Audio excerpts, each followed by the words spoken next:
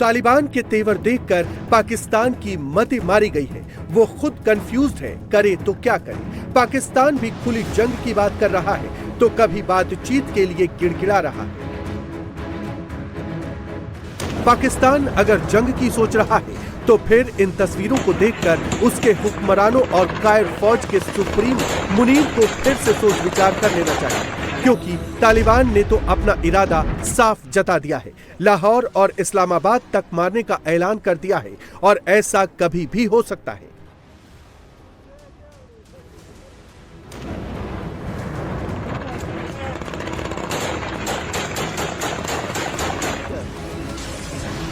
पाकिस्तान अपनी हालत बखूबी जानता है। वो अफगान के साथ न लड़ सकता है और न ही किसी तरह के अटैक से खुद को बचा सकता है, बस सिर्फ गीदड़ भभकी दे सकता है। पाकिस्तान के टीवी चैनल्स पर सिर्फ तालिबान के खौफ का साया दिखाई दे रहा है। बात जिंदगी और मौत तक आ पहुंची है। जिंदगी के लिए तालिबान से रहम की भीख मांगी जा रही है। दूसरी तरफ फितरत के मुताबिक मौत से बचने के लिए दबी आवाज में धमकी भी दी जा रही है। पाकिस्तान हाल ही में हुए 2 अटैक के लिए तालिबान को जिम्मेदार बताता है, लेकिन तालिबान ने इससे पल्ला झाड़ते हुए पाकिस्तान को वार्निंग दे दी कि अगर पाकिस्तान ने हमला किया तो जवाब जबरदस्त तरीके से दिया जाएगा।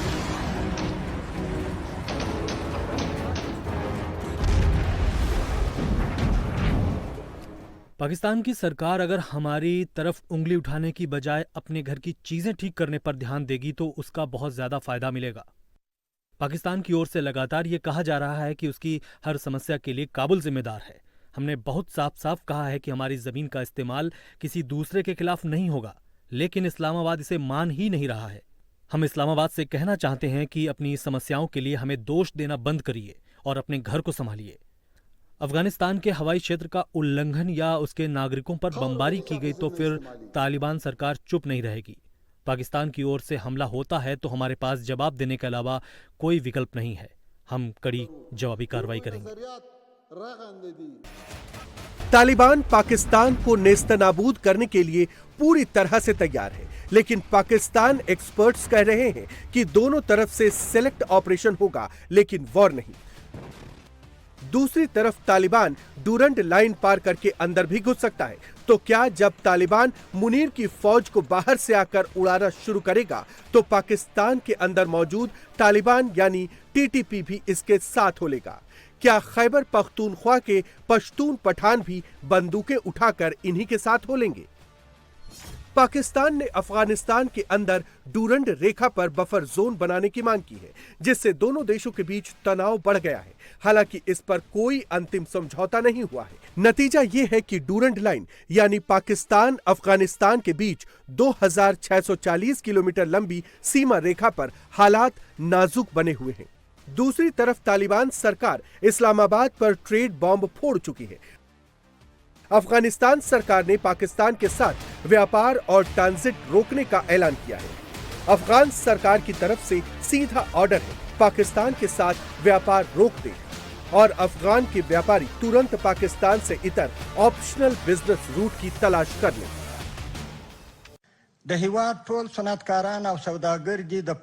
देश की गरिमा की रक्षा, व्यापार उद्योग और अफगानियों के अधिकारों की रक्षा के लिए इस्लामिक अमीरात ने हमारे व्यापारी भाइयों को सूचित किया है।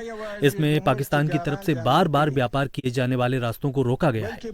साथ ही गैर राजनीतिक मुद्दों को राजनीतिक टूल के रूप में इस्तेमाल किया गया है।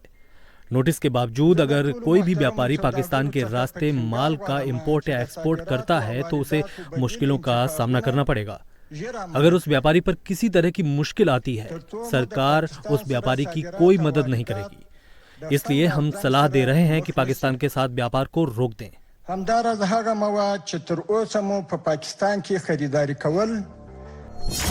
अफगानिस्तान के साथ व्यापार बंद होने से पाकिस्तान के एक्सपोर्ट पर ज्यादा असर पड़ेगा, जिससे एनुअल एक्सपोर्ट में लगभग 150 से 160 मिलियन अमेरिकी डॉलर की कमी आ सकती है।